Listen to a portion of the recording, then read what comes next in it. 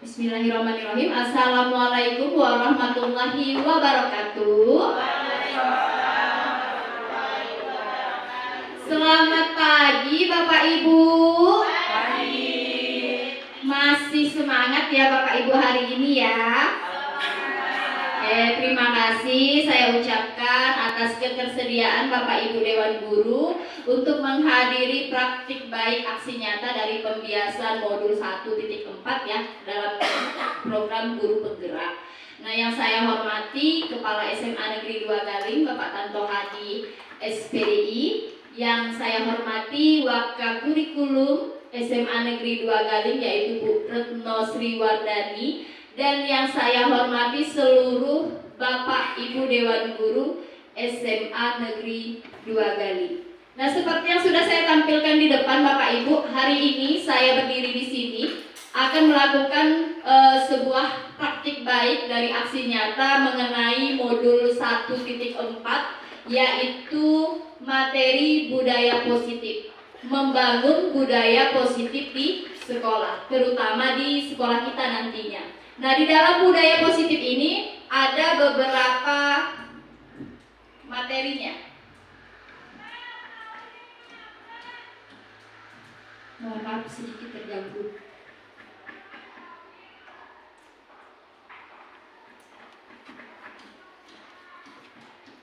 Yang pertama itu ada disiplin positif dan nilai-nilai kebajikan universal. Lalu yang kedua itu ada teori motivasi, hukuman penghargaan dan restitusi. Yang ketiga itu ada keyakinan kelas. Yang keempat kebutuhan dasar manusia dan dunia berkualitas.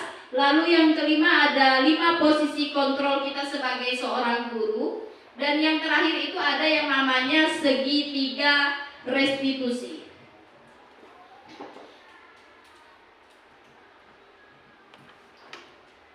Kita masuk ke modul pembahasan modul yang pertama, yaitu disiplin positif dan juga nilai-nilai kebajikan. Kalau misalnya berbicara tentang disiplin, ya, kita berbicara tentang disiplin, kira-kira yang terlintas atau yang terpikir di dalam pikiran kita itu tentang apa Bapak Ibu? Tepat waktu, ada lagi? Aturan, ada lagi? Tanggung jawab. Apalagi Bapak Ibu? Aturan, tepat waktu, dan juga tanggung jawab. Ada yang lain? Konsisten. Konsisten, terima kasih. Ada lagi Bapak Ibu?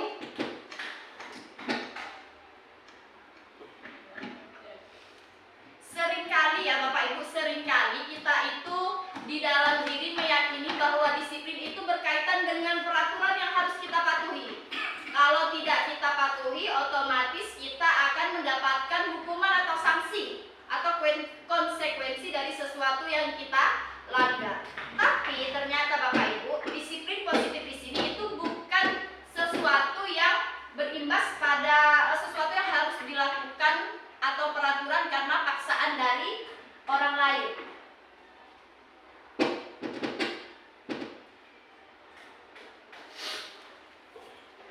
Nah, sebenarnya peraturan di sini itu adalah cara kita Bapak Ibu, cara kita dalam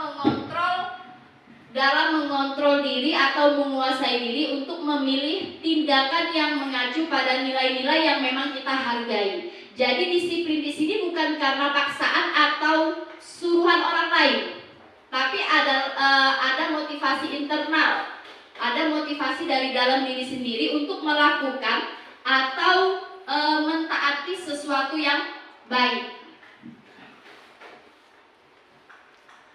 Nah, di sini saya menampilkan sebuah gambar. Gambar ini ada gambar yang sebelah kiri saya itu ada kepalan tangan, lalu yang di sebelahnya itu ada gambar orang sedang berteriak atau sedang marah-marah. Kira-kira dari Bapak Ibu ada yang bisa menjelaskan tidak? Ini kita kaitkan dengan kontrol diri tadi ya Bapak Ibu. Kita kaitkan dengan kontrol diri tadi. Ada yang bisa menjelaskan Bapak Ibu, silahkan. Cara mengekspresikan. Cara mengekspresikan kata Bu Sri. Yang lain? Cara ngagih utang ya.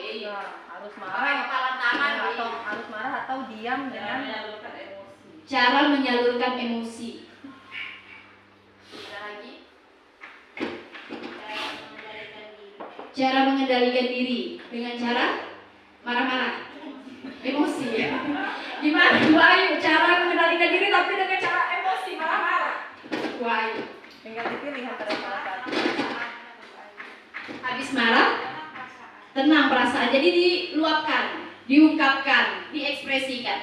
Jadi maksud gambar ini ya Bapak Ibu, bayangkan Bapak Ibu semuanya nih, bayangkan Bapak Ibu punya sesuatu yang Bapak Ibu genggam. Bapak Ibu mempunyai sesuatu yang sangat berharga dan itu Bapak Ibu genggam di tangan Bapak Ibu. Ya. Terus ada teman kita, anggaplah teman kita itu berusaha untuk membuka kepalan tangan dan ingin mengambil barang yang berharga tadi. Kira-kira apakah Bapak Ibu akan dengan mudah buka, menyerahkan, atau Bapak Ibu akan tetap mempertahankan kepalan tangan ini?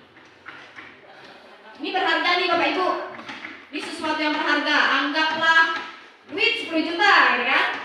Nah, ini temannya ini mau mengambil ini yang berharga tadi, merampasnya dengan cara marah, dengan cara memaki, dengan cara berteriak dan sebagainya. Kira-kira apakah Bapak Ibu akan tetap mempertahankan barang atau sesuatu yang berharga tadi, atau dengan mudah ya udahlah berikan?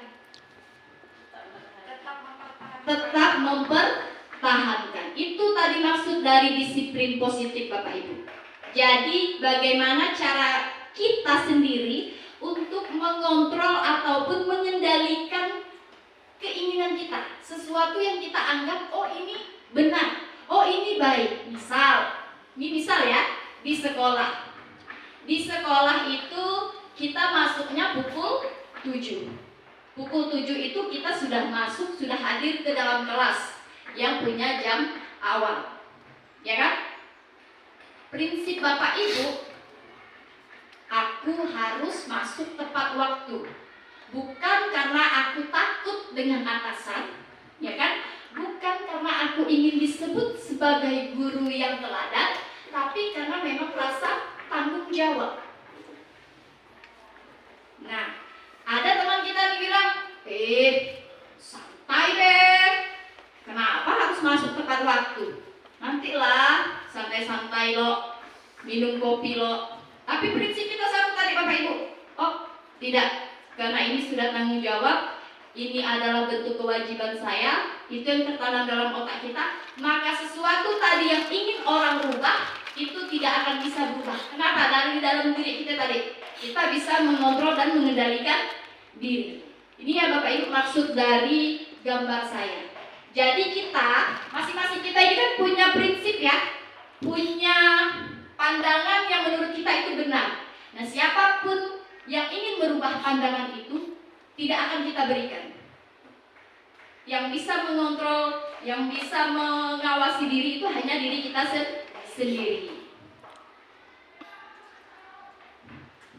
Oke, lanjut. Di sini ada nilai-nilai kebajikan juga Bapak Ibu di dalam budaya positif. Nilai-nilai kebajikan ini adalah nilai-nilai yang kebaikan, nilai-nilai kebaikan.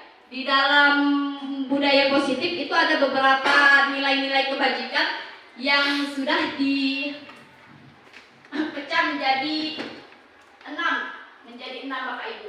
Yang pertama itu ada profil pelajar Pancasila, lalu ada PYP, lalu ada 9 pilar karakter, lalu ada petunjuk seumur hidup, The 7 Essential Virtue, dan proyek nilai-nilai kebajikan. Jadi kalau misalnya Bapak Ibu bertanya, Bu Depi, kira-kira ini nilai apa? Saya contohkan Bapak Ibu, kalau profil pelajar Pancasila itu kan ada beriman, bertakwa kepada Tuhan, lalu ada kreatif, lalu ada mandiri. Nah itu, kalau di dalam 5 nilai selanjutnya itu ada toleransi, keselamatan, kesehatan. Jadi nilai-nilai ini adalah nilai-nilai yang bisa diterapkan dan diakui dimanapun. Maksudnya Bu Devi, misal di daerah manapun yang namanya kejujuran itu kan sesuatu yang kebaikan ya Bapak Ibu. Jadi kalau kita bawa nilai kejujuran mau kita letakkan dimanapun artinya itu tetap sama Bapak Ibu. Terus juga misalnya toleransi. Toleransi itu mau dibawa kemanapun artinya tetap sama. Artinya nilai-nilai di sini itu dibawa kemanapun tetap sama nilainya. Itu Bapak Ibu.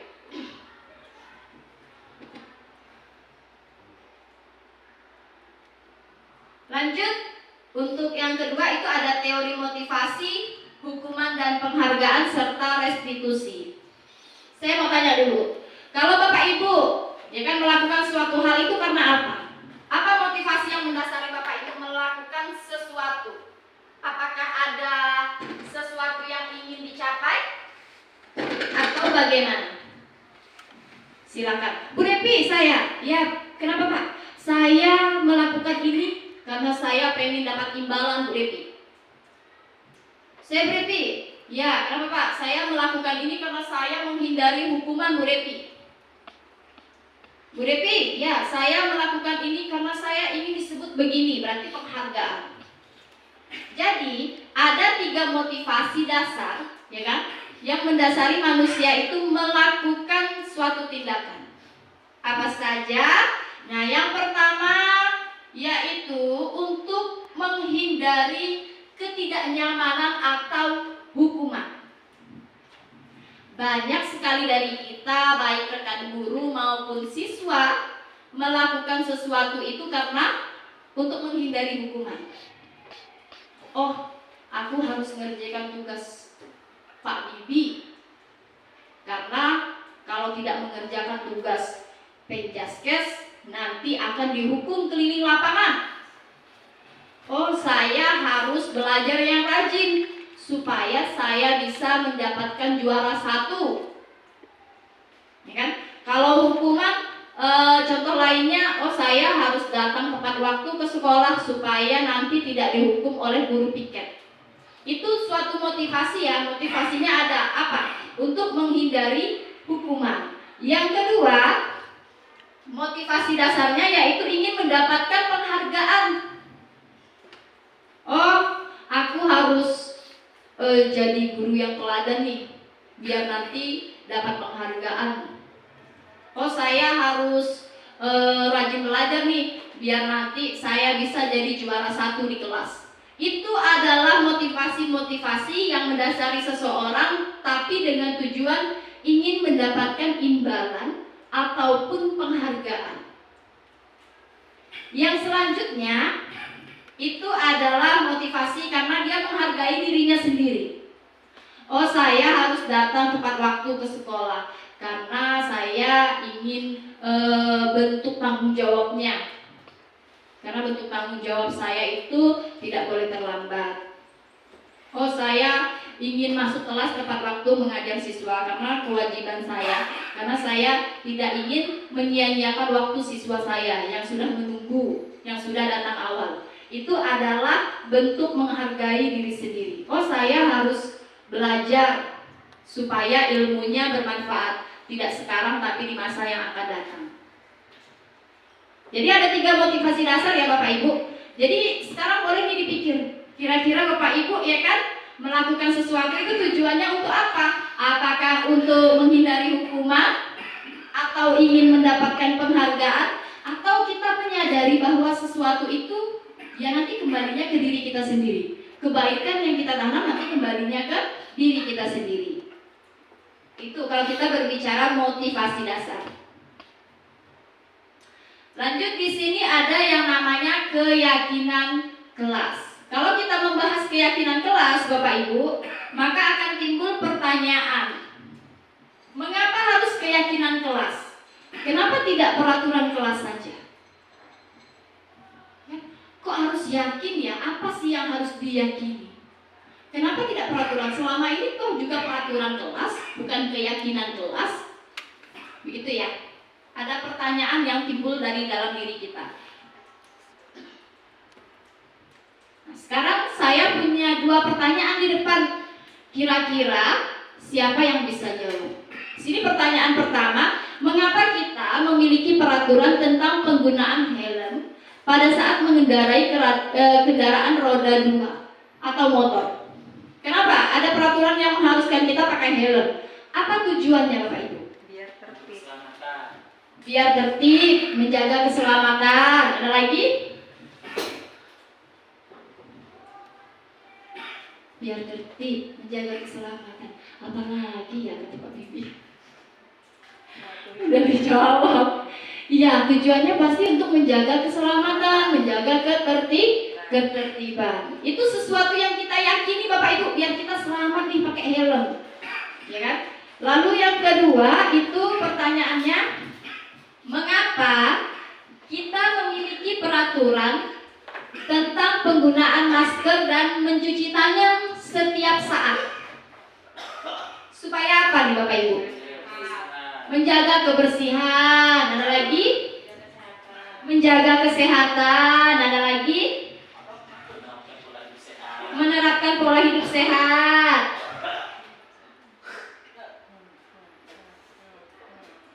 Nah, jadi sesuatu yang kita lakukan itu karena memang keyakinan kita Bapak Ibu. Oh, saya harus cuci tangan nih untuk menjaga kesehatan saya. Karena kita yakin dengan kita menjaga kebersihan, salah satunya tadi cuci tangan, kita akan hidup sehat.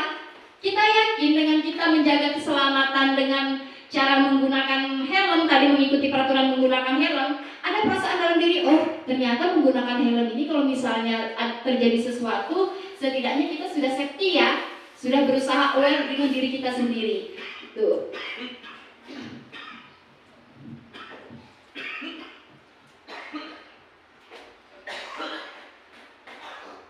Nah, ini pembentukan keyakinan kelas. Bapak Ibu bukan hanya wali kelas ya untuk membentuk suatu keyakinan kelas, tapi semua mapel juga harus membentuk keyakinan kelas. Jadi keyakinan kelas ini sesuatu yang tidak tertulis ya Bapak Ibu. Dan dia lebih rinci daripada peraturan. Kalau peraturan itu kan dibuat karena memang dari satu sisi, dari satu posisi. Misal peraturan dari SMA Negeri 2 Galing untuk siswa, itu tidak bisa dirubah Bapak Ibu. Tapi kalau keyakinan kelas itu adalah bentuk kesepakatan antara kita dengan siswa, dan dia tidak tertulis atau abstrak. Dan kalau bisa, keyakinan kelas itu sesuatu yang mudah diingat oleh siswa dan tidak terlalu banyak. Keyakinan kelas itu tidak tertulis Bapak Ibu, tapi bentuk kontrak kerja kita dengan siswa. Kenapa disebut dengan keyakinan kelas? Karena tadi keyakinan kelas itu bisa terlaksana dengan dua arah. Jadi untuk membentuk keyakinan kelas itu harus ada kesepakatan kita dan juga siswa. Kalau hanya dari kita itu namanya peraturan Bapak Ibu. Tapi di keyakinan kelas ini kita harus mendengarkan harapan, mendengarkan keinginan siswa. Baru nanti keyakinan kelas yang terkumpul, ya kan, kita lakukan peninjauan. Lalu setelah itu untuk pelaksanaannya itu juga harus ditinjau. Contohnya Bu, keyakinan kelas apa? Contoh keyakinan kelas, belajar itu lebih kondusif kalau misalnya suasananya tenang. Itu bentuk keyakinan kelas. Jadi nanti kalau misalnya ada siswa kita yang buat ribut, kita akan bertanya ke mereka, keyakinan kelas kita apa ya? Nah dari situ nanti mereka akan, oh iya. Jadi keyakinan kelas itu bukan paksaan ya Bapak Ibu, tapi itu ada dibentuk oleh kita dan juga siswa kita. Keyakinan kelas, boleh nggak Bu Leti kita buat keyakinan sekolah? Boleh? Boleh kita buat keyakinan sekolah, berbeda dengan peraturan ya, karena ini bentuknya abstrak. Dan ingat tidak boleh terlalu banyak Bapak Ibu, karena apa? Karena khawatir siswanya itu tidak ingat. Jadi kita buat yang sederhana, kita buat dalam bentuk kalimat juga yang sederhana, sehingga nanti siswanya mudah untuk mengingatnya. Jadi kalau ada Bapak Ibu yang masih belum bentuk keyakinan kelas, boleh silahkan dibentuk nanti keyakinan kelasnya. Tapi saya percaya dan yakin ya, setiap awal pembelajaran biasanya Bapak Ibu sudah membentuk keyakinan kelas. Masing-masing permapelnya itu beda-beda.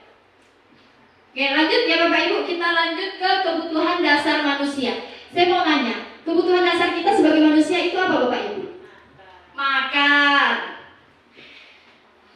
minum, beribadah, bahagia tentu. Apalagi? Dicintai, tempat tinggal. Jadi kebutuhan dasar di sini bukan hanya kebutuhan dasar kita ya, tapi semua, termasuk kalau di sekolah itu berarti seluruh warga sekolah, yaitu gurunya, siswanya. Masing-masing dari kita itu memiliki kebutuhan dasar yang berbeda. Ada beberapa kebutuhan dasar Bapak Ibu, seperti yang di depan. Mohon maaf, ayo.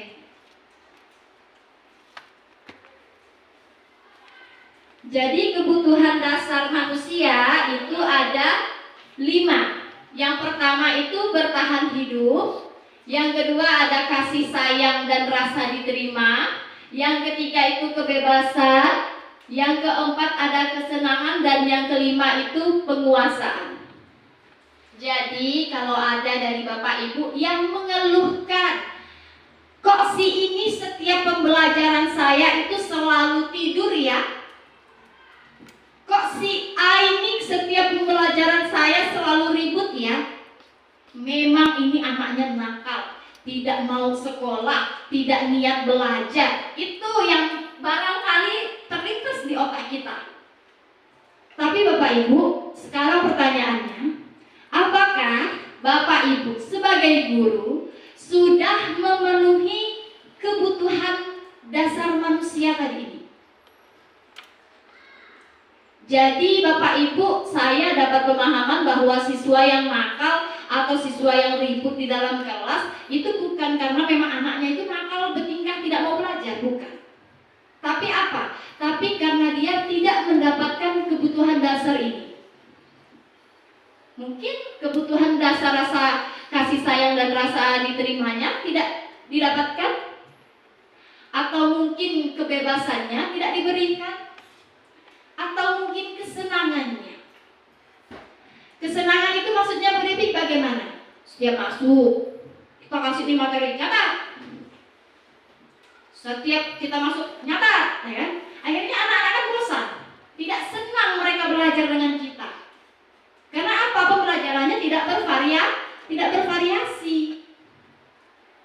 Oh, si guru ini hanya senangnya dengan anak yang rajin, anak yang pintar terus, ya kan? Kami yang di belakang ini tidak diperhatikan. Berarti kebutuhan akan kasih sayang dan rasa diterimanya itu tidak terpenuhi. Jadi Bapak Ibu, ya di sini itu di pembelajaran filosofi Ki Hajar Dewantara, kita itu harus menjadi sosok yang sangat sabar, sosok yang harus ikhlas, sosok yang harus benar-benar memahami satu persatu karakter anak didik kita. Tidak ada siswa yang gagal Bapak Ibu. Tapi karena apa? Karena kebutuhan dasarnya itu tidak terpenuhi. Alah Bu Devi, dihukum udah, di ini udah, di itu udah. Memang dasar anaknya saja. Ya begitu ya. Tidak Bapak Ibu.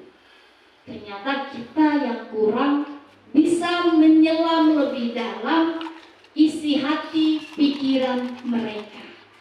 Terkadang kita hanya menjudge mereka kalau udah salah dah, tidak ada toleransi. Tanpa kita ketahui apa sebenarnya yang ada di dalam pikiran mereka. Nah, ini 5 kebutuhan dasarnya tadi. Jadi nanti kalau misalnya Bapak Ibu menemukan siswanya yang bermasalah atau membuat kesalahan, tolong lebih dilihat lagi, kira-kira dalam pembelajaran saya ini apa ya yang menjadi permasalahannya, ya kan? Oh, kata guru ini dalam pembelajaran saya tidak kok, bagus kok dia dalam pembelajaran saya.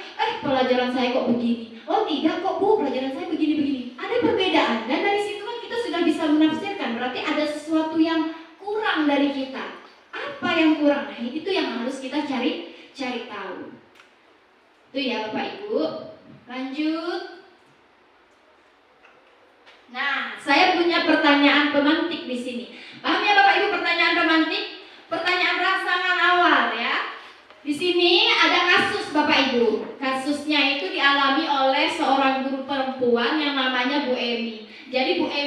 wali kelas 11A ya Bu Emi ya. Kelas 11A di SMA Negeri 2 Gali. Nah, beliau ini mendapatkan banyak laporan ya, tidak hanya satu laporan terkait dengan anaknya yang bernama Jacqueline ya. Jacqueline ini sering sekali meminta bekal makan siang. Meminta bekal makan siang teman-temannya dengan paksa, Bapak Ibu. Nah, jadi kalau misalnya Bapak Ibu menghadapi situasi di posisi Bu Emi ya kan, apa yang akan Bapak Ibu lakukan? Apakah membiarkan segala laporan itu? Udahlah, biarkan. Mungkin dia kelaparan ya kan? Atau kita akan mengambil posisi setiap hari membawakan bekal untuk anak itu? Tidak. Jadi apa kira-kira Bapak Ibu yang akan Ibu lakukan terhadap siswa yang namanya Jacqueline ini tadi? Yang pertama-tama, yang paling awal lah. Mencari tahu informasi mengapa dia seperti ini. Mencari tahu kenapa dia seperti ini. Dengan cara gimana Pak Bibi? Misalnya dengan cara nanya secara pribadi, dipanggil dulu. Misalnya kalau memang kan informasinya mungkin terjadinya kurang uang jajan atau mungkin kurang perhatian untuk bertahan hidup lah dari petani. Iya. Nah, seperti itu. Jadi kata Pak Bibi, kalau saya di posisi Bu Emi, saya akan ambil tindakan. Untuk mengetahuinya otomatis kita harus panggil orangnya dulu ya kan. Kita panggil nih orangnya, kita tanya nih, kamu kenapa melakukan itu? Kamu kenapa Jacqueline seperti itu? Ya kan, baru nanti kita dapat 5 kebutuhan dasarnya. Oh, ternyata sebenarnya Jacqueline itu dalam kelas tidak diperhatikan oleh temannya. Dia dikucilkan oleh teman-temannya. Semakin bertingkah dia tadi, supaya apa? Supaya nanti dapat interaksi dengan teman. Oh, berarti kebutuhan dasarnya itu karena dia kurang kasih sayang. Oh, misalnya kata Pak Bibi, ternyata dia itu uang jajannya kurang Bu Depi, atau tidak jajan dari rumah, tidak bekal dari rumah, sehingga tadi dia mengambil tindakan seperti ini supaya bisa bertahan hidup. Kan jadi tahu kita kan Bapak Ibu permasalahan siswa kita kan. Nah, tidak semerta-merta kita panggil dia, kita beri dia hukuman, kita judge dia dengan sebutan yang tidak baik, tapi kita berusaha mencari tahu dulu Bapak Ibu. Mencari tahu dulu, lalu nanti kalau kita sudah tahu permasalahannya apa, baru kita bisa ambil tindakan yang tepat. Tuh. Lalu kalau misalnya menurut Anda ya kan, kira-kira alasan Jacqueline melakukan hal itu, ya tadi kata Pak Bibi, bisa karena dia kekurangan uang jajan atau tidak membawa uang jajan. Oke, terima kasih ya Pak Bibi. Lanjut ya Bapak Ibu ya, masih semangat ya. Oke, di sini ada beberapa pertanyaan nih Bapak Ibu. Saya akan tanya satu persatu. Kira-kira dari Bapak Ibu saja deh yang mau jawab untuk pertanyaan yang di depan. Yang pertama, siapakah orang-orang yang paling penting dalam hidup Anda? Siapakah orang-orang? Berarti boleh lebih dari satu ya. Misal Bu Retno mau jawab suami saya, orang tua saya, itu boleh. Siapa orang-orang yang paling penting dalam hidup Anda? Silahkan, siapa yang mau coba? Siapa Bu Retno? Keluarga. Berarti banyak yang Bu Retno ya. Kalau keluarga itu ada orang tua, suami, anak, adik, kakak, om, tante, dan sebagainya. Ada lagi? Pak Yanto, mungkin siapa orang yang paling penting dalam hidup Bapak?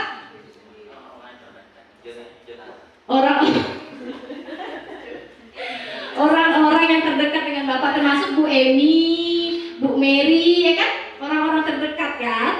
Iya. Keluarga ya Pak Yanto ya, istri, anak, sama berarti jawabannya dengan Bu Retno. Oke, lanjut yang kedua, nilai-nilai kebajikan apa? Nilai-nilai kebajikan apa yang terpenting dalam hidup Anda? Kira-kira nih menurut Bapak Ibu, yang terpenting dalam hidup saya itu adalah nilai toleransi. Yang paling penting dalam hidup saya itu adalah nilai kejujuran. Ada Bapak Ibu, silahkan yang mau jawab. Nilai-nilai apa? Satu saja Bu Depi ya, dia tidak apa-apa. Satu saja juga tidak apa-apa. Kesetiakawanan, kata Bu Rina. Kok Pak Yanto gede mungkin? Kesetiakawanan, kata Bu Rina. Ada lagi yang lain? Silahkan. Mengingatkan pada kebaikan. Kalau di daerah kita itu karena berkarakter daerah kita itu kan kita ada berbagai suku ya, terutama di sekolah kita itu ada suku Melayu dan juga suku Dayak. Nilai yang sudah tertanam toleransi. Iya, nilai toleransi. Lanjut ya yang nomor 3.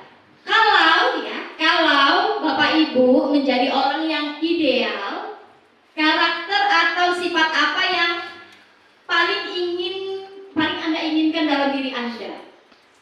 Ingin menjadi seseorang yang seperti apa karakternya? Orang yang beretika, beretitude yang baik, kata Pak Yanto. Ada lagi Bapak Ibu? Orang yang bisa menghargai orang lain. Terima kasih. Ada lagi Bu Ayu? Orang yang bertanggung jawab. Jadi masing-masing orang itu punya persepsi berbeda, tapi nilai-nilainya itu pasti nilai-nilai kebaikan semuanya. Lanjut yang keempat. Apa yang bentuk pencapaian yang sangat Anda banggakan? Apa mungkin dalam hidup Bapak Ibu satu pencapaian yang ya aku sangat bangga bisa mencapai titik ini?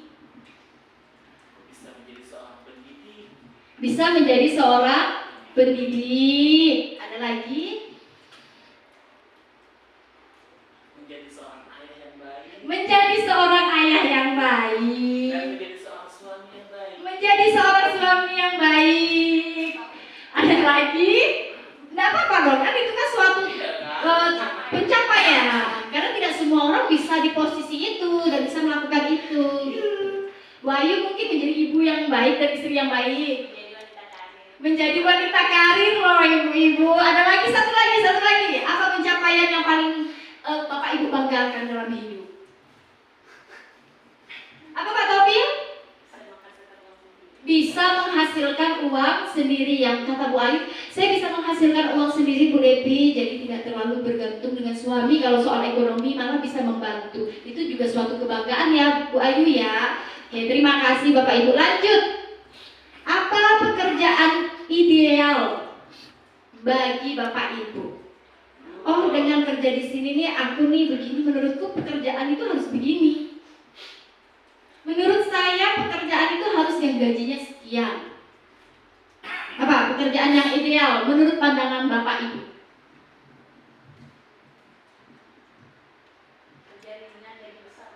Kerja ringan gaji besar ya, tapi itu tidak berlaku untuk seorang pendidik ya Bu Ayu ya, karena luar biasa sebenarnya. Ya kita itu kerjaannya luar biasa Bu Ayu. Kerjanya ringan tapi gajinya luar biasa kata Bu Ayu, gajinya besar. Oke. Apa yang lain Pak Tobil? Apa Pak Tobil? Pekerjaan ideal bagi seorang Pak Tobil itu yang seperti apa Pak Tobil?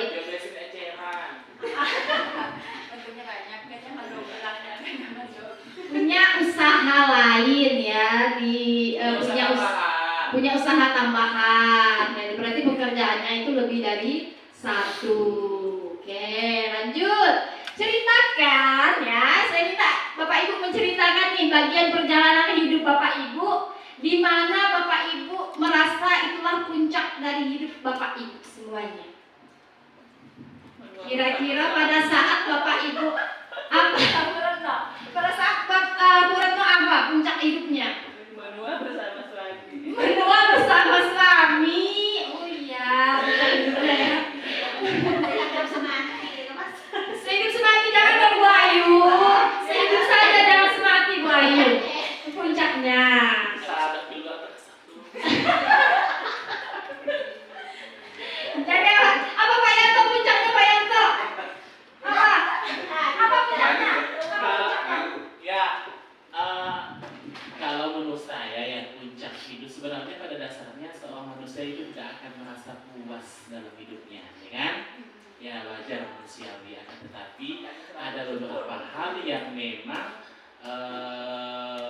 seorang manusia itu akan merasa bahwa oh inilah titik dari titik karir terbaiknya di dalam hidupnya, itu seperti itu. Bisa saja misalkan salah satu contohnya adalah pencapaian terbesar seorang guru ketika misalkan diangkat menjadi apakah itu PNS atau PTGK dan sebagainya. Nah, itu akan berlanjut misalkan salah satu contohnya di bidang karirnya, apakah mau jadi kepala sekolah, apakah mau jadi pengawas. Nah, salah satu contohnya seperti kegiatan seperti ini ya kan. Nah, Bu Devi yang diangkat menjadi guru PTGK mengikuti CGP, nah mungkin tujuannya bisa saja mau jadi kepala sekolah, bisa jadi pengawas, ataupun mungkin terpanggil PPG. Nah, itu adalah menurut saya puncak tertinggi dari dalam perjalanan hidup. Ya, walaupun pada dasarnya setiap orang itu berbeda-beda. Sekian dan terima kasih dari saya. Terima kasih sekali Pak Yanto, luar biasa. Jadi puncak hidup orang itu beda-beda ya. Kalau kata Pak Yanto tadi karir ya, Iya. puncaknya itu karir. Kalau Bu Retno tadi bilangnya menua bersama suami, itu adalah puncak hidup saya, Bu Devi. Tujuan hidup saya itu di situ. Kalau Bu Ayu agak ngeri ya, sehidup semati soalnya. Agak ngeri, saking setianya ya Bu Ayu ya, sampai ingin sehidup semati dengan suaminya. Ya seperti artis kemarin ya. Seperti artis kemarin ya Bu Ayu ya, yang ada yang meninggal itu siapa? Vanessa Angel ya. Ya Vanessa Angel itu kan sehidup semati itu Pak Togel ya. Kata Pak Togel, saya mah nggak mau lah Bu Devi katanya kan. Ya kalau misalnya sudah ditinggal istri ya nikah lagi kali. Ya, namanya orang itu punya puncak hidupnya masing-masing. Lalu yang terakhir Bapak Ibu, apa yang paling bermakna dalam hidup Bapak Ibu? Apa yang paling bermakna dalam hidup Bapak Ibu? Saya menjadi orang yang seperti ini Bu Devi sekarang.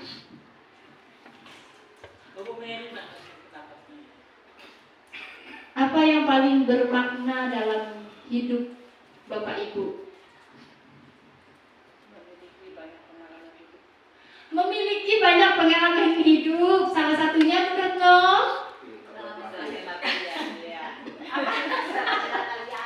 Bisa mengenal kalian itu adalah sesuatu yang bermakna ya Bu Retno ya. Walaupun mungkin kelakuan anak-anak buahnya ini luar biasa juga ya, kadang buat naik darah ya, buat naik hitam juga. Tapi kata Bu Retno itu bermakna Bu Devi ya, bermakna. Terus ada lagi yang lain Bapak Ibu? Sesuatu yang paling bermakna dalam hidup Bapak Ibu? Mengantarkan murid-murid Bu ke masa depannya. Masya Allah sekali. Yang paling bermakna Bu Devi. Ya kan Bapak Ibu? Gak ada Pak. Terserah nanti yang jalanin kan dia, yang penting motivasi untuk anak lah. Kalau pilihannya nanti kalau udah rujukan mau nikah, mau ke perkuliahan atau intinya udah tujuannya nanti kita kan ke masa depan dia yang lebih cerah lah. Iya, yang penting kita sudah berusaha untuk memberikan bekal untuk anak-anak kita. Nanti kedepannya seperti apa ya tinggal mereka lagi yang menentukan. Itu ya Pak Bibi ya. Itu sesuatu yang bermakna ya. Kita menjadi sosok yang walaupun tidak banyak tapi ada sedikit kontribusinya untuk anak-anak kita. Oke, terima kasih ya Bapak Ibu. Kita lanjut ya Bapak Ibu ya. Next, nah ini masih kita bahas tentang 5 kebutuhan dasar manusia tadi. Sekarang saya balik pertanyaannya ke Bapak Ibu lagi. Misalnya Bapak Ibu dikasih 5 gelas ya, dikasih 5 gelas. 5 gelas itu ada labelnya masing-masing. Bapak Ibu ada label bertahan hidup, ada kasih sayang dan rasa diterima, ada penguasaan, ada kesenangan, dan juga ada kebebasan. Kira-kira ya, kalau 5 kebutuhan dasar manusia ini saya kembalikan ke Bapak Ibu dengan 5 gelas tadi, kira-kira kebutuhan dasar mana yang paling penuh? Yang paling penuh isinya yang ada dalam diri Bapak Ibu. Oh, misalnya saya itu merasa diri saya sangat dicintai, sangat diterima. Berarti gelas yang labelnya kasih sayang dan rasa diterima yang paling penuh. Lalu gelas yang isinya setengah yang mana? Yang 1/4 kosongnya yang mana? Nah itu ya Bapak Ibu. Sekarang saya mau tanya yang gelasnya penuh. Siapa yang mau jawab? Saya Bu Devi. Saya Bu Devi. Apa Bu Sri? Kasih sayang. Kasih sayang dan rasa diterima. Jadi penuh ya, gelasnya isinya penuh ya. Berarti Bu Sri itu untuk kebutuhan dasar diterima dan diberikan kasih sayangnya itu dia sudah penuh nih. Sudah penuh dalam artian sudah sangat banyak. Ya, aman dia untuk kebutuhan dasar kasih sayang tadi. Kalau yang setengah isinya Bapak Ibu, yang bertahan hidup ya Bu Ayu ya. Kenapa Bu Ayu? Kok masih setengah Bu Ayu? Kenapa masih setengah isinya? Duitnya tak cukup Bu Devi, nasi Bu Devi, kurang terus Bu Devi. Kata Bu Ayu kan? Itu ya Bu Ayu ya, salah satunya karena materi Bu Devi. Jadi bertahan hidupnya masih setengah. Ya Pak, yang hanya isinya 1/4. Mungkin dari kita ada yang merasa aku setiap berpendapat tidak diterima. Berarti kan kebebasannya ya, kebebasannya yang kebutuhan dasar berbentuk kebebasan yang dirasa kurang. Aku kalau datang ke sekolah nih kurang bahagia, kurang senang. Berarti kebutuhan dasarnya, kesenangannya yang tidak terpenuhi. Lingkungan di sekolah ini tidak nyaman, ya kan? Banyak Bapak Ibu yang tidak bisa berkolaborasi. Berarti itu kebutuhan dasar untuk kesenangannya itu kurang. Sekarang saya belum dapat jawaban nih yang 1/4 kira-kira kebutuhan dasar apa nih?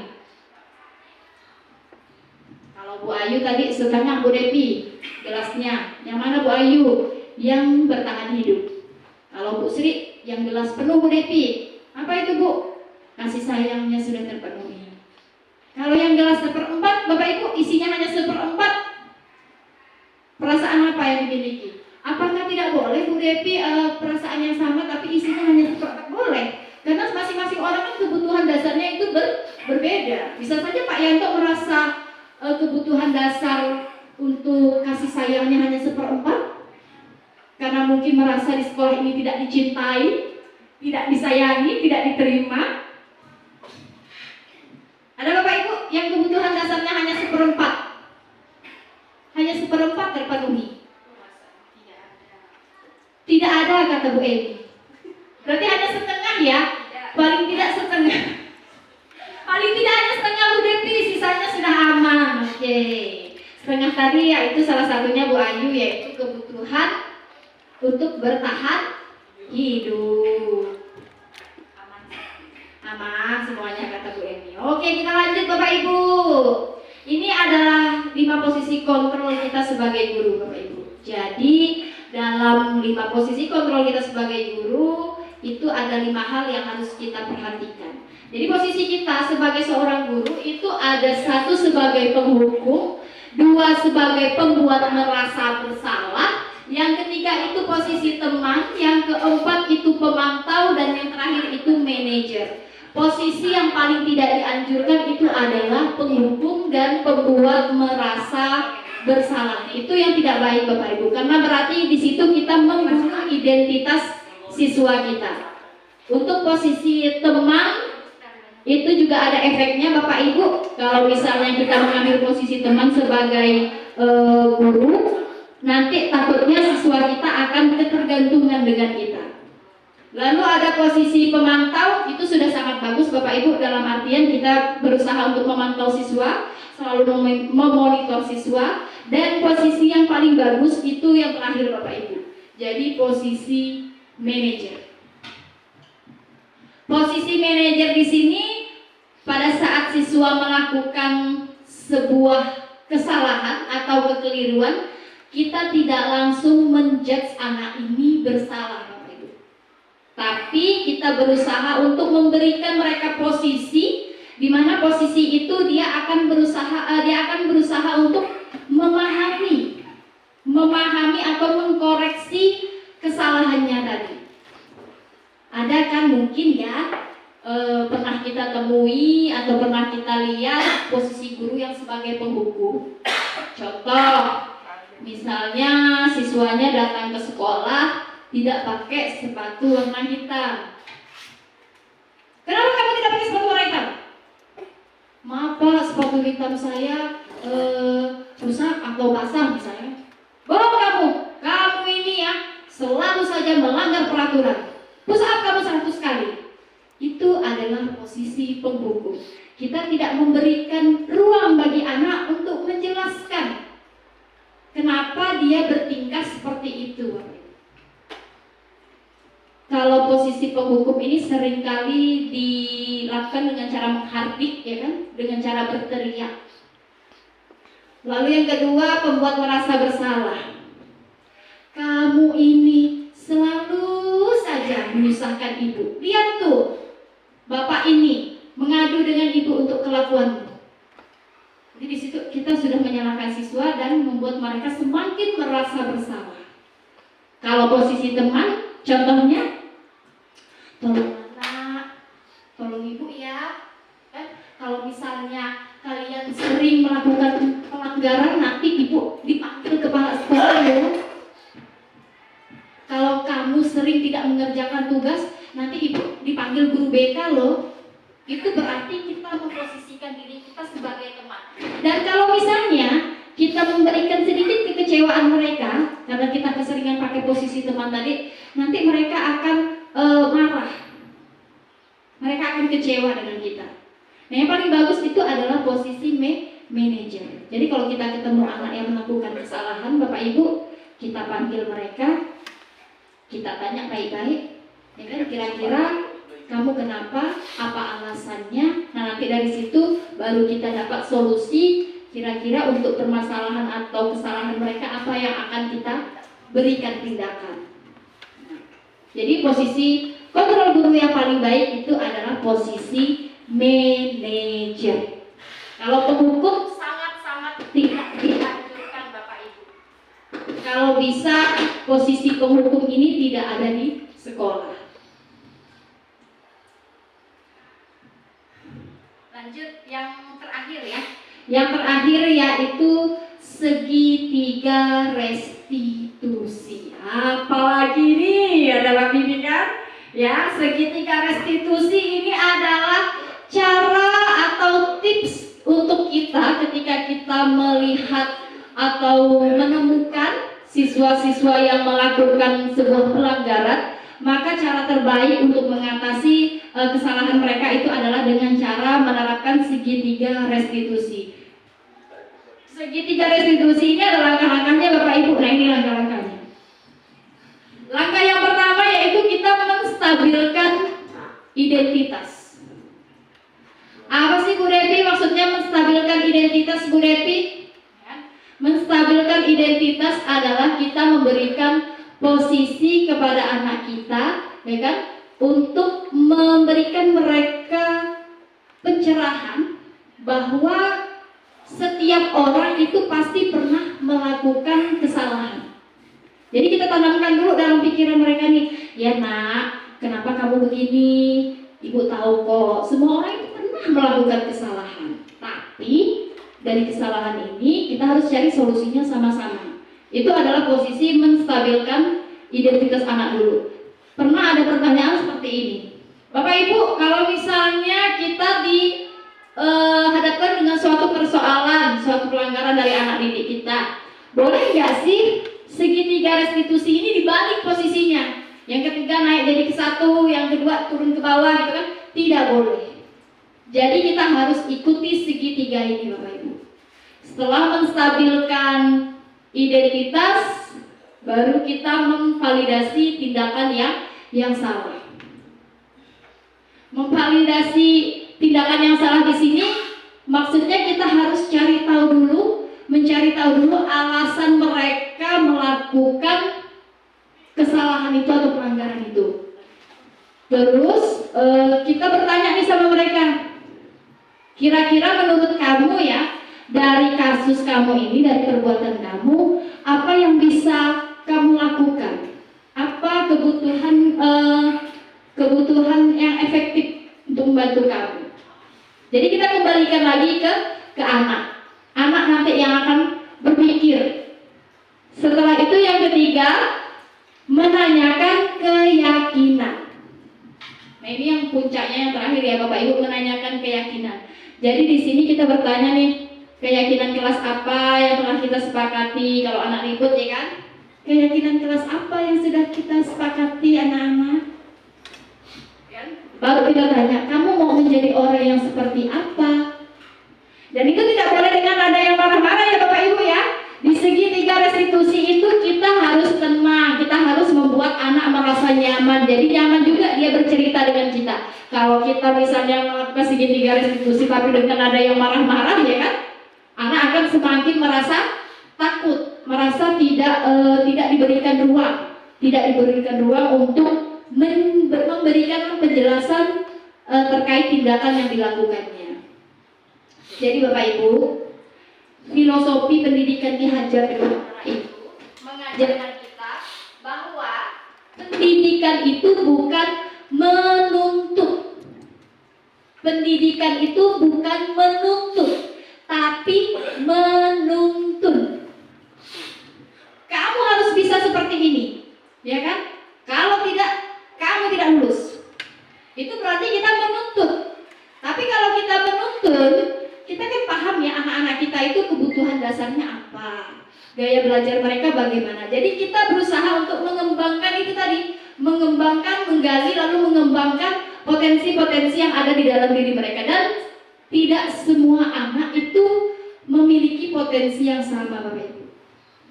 Jadi silahkan nanti Bapak Ibu memahami kebutuhan dasar anak-anak, lalu nanti mencari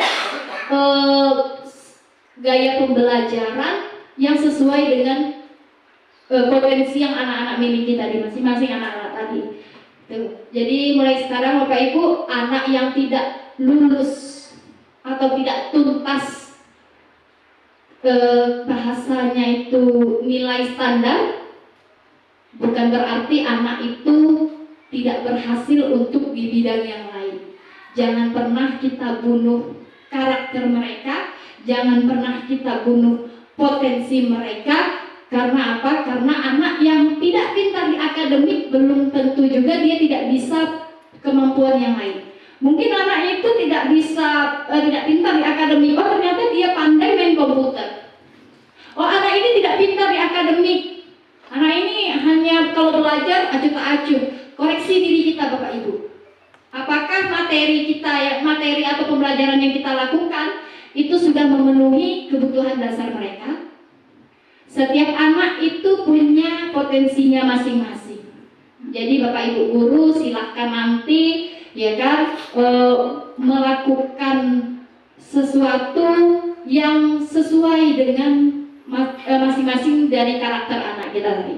Kita sedikit bekerja keras Bapak Ibu, tapi percayalah tidak ada anak yang gagal.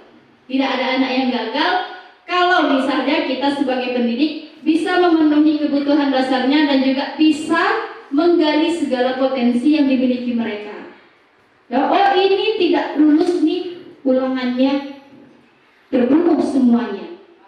Kita menganggap anak ini pintar kalau dia bisa lulus ulangan, padahal itu sesuatu yang salah. Anak tidak lulus, tidak pintar akademik bukan berarti keterampilan dia tidak punya, bukan berarti potensi lain dia tidak punya. Oke, itu sedikit penjelasan saya tentang budaya positif ya Bapak Ibu. Kira-kira ada dari Bapak Ibu yang ingin mengajukan pertanyaan mungkin atau memberikan saran?